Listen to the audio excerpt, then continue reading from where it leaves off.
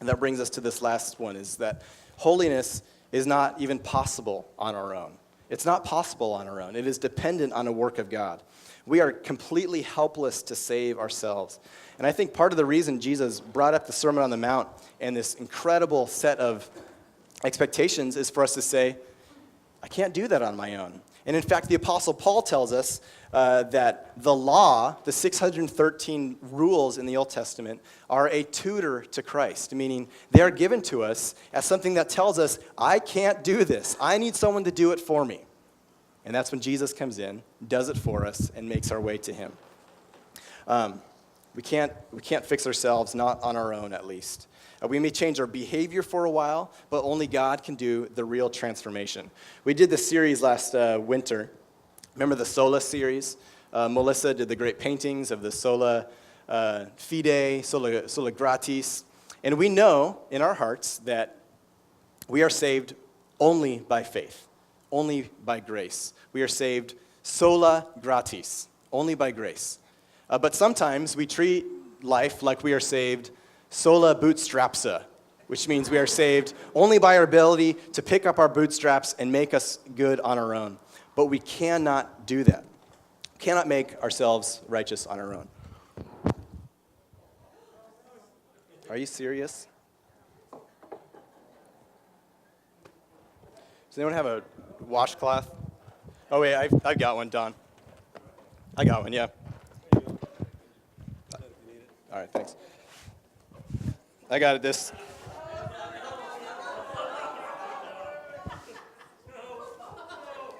Hang on, I'll just turn. Did I lose this? No, okay, good. Maybe I need the other side of the towel. I think it's. Is that better now? It's pretty dirty.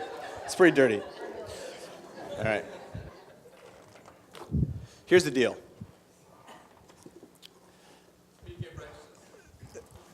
Here's the deal. Just like it is impossible for me to clean coffee off my shirt with a muddy towel, it is impossible for us to make ourselves holy. It is impossible for us to clean ourselves up. In fact, in the book of Isaiah, chapter 64, it says, our righteous deeds are but filthy rags to him. Meaning the best we could ever do, the best we can muster up on our own, compared to God's holiness, it's a filthy rag. It's completely useless. It's completely unable to clean us up. Completely unable. And that gets us to the really exciting stuff here. Because holiness is only possible with Jesus. It's only possible with Jesus. We are completely unable to make ourselves right. We make a mess of ourselves. You want to try and make yourself clean? You go right ahead and try. You're going to look worse than I do right now. We can't do it. And so we have to fly to the cross. We have to cling to the good news of Jesus. My favorite phrase over the last couple years has been this one that Charles Spurgeon writes in one of his devotions. He says this. He says, we must not make our natural infirmity an excuse for sin, but we must fly to the cross and pray the Lord to crucify our tempers and renew us in gentleness and meekness after his own image.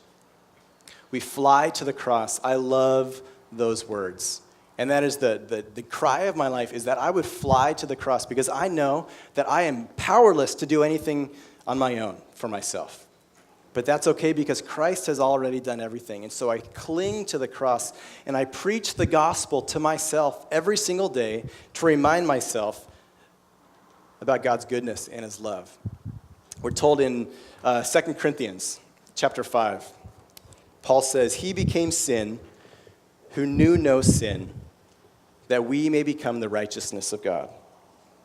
He became sin that knew no sin, that we might become the righteousness of God. Meaning that Jesus, he took our mess. He takes our sin.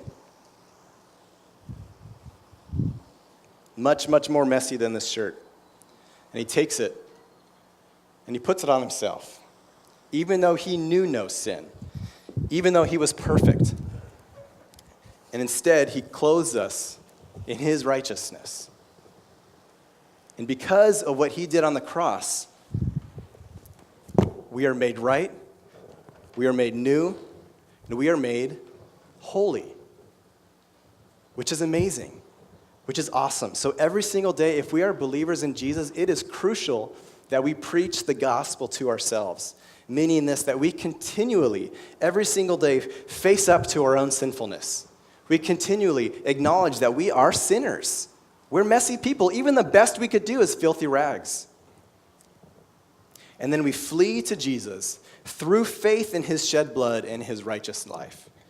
It means that we remind ourselves every single day that Jesus has already fully satisfied the law of God on our behalf.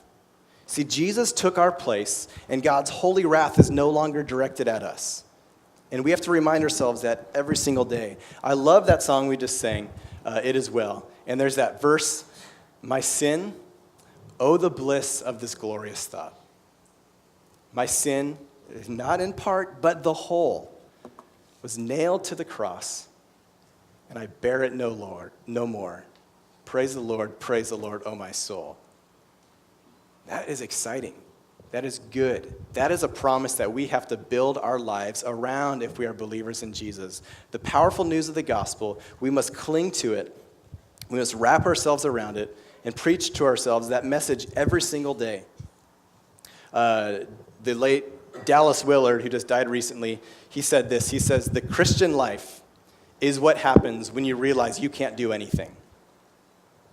Once you realize you can't do anything on your own, and you're able to fly to the cross and cling to Jesus, that's when the Christian life starts, when we cling to the cross.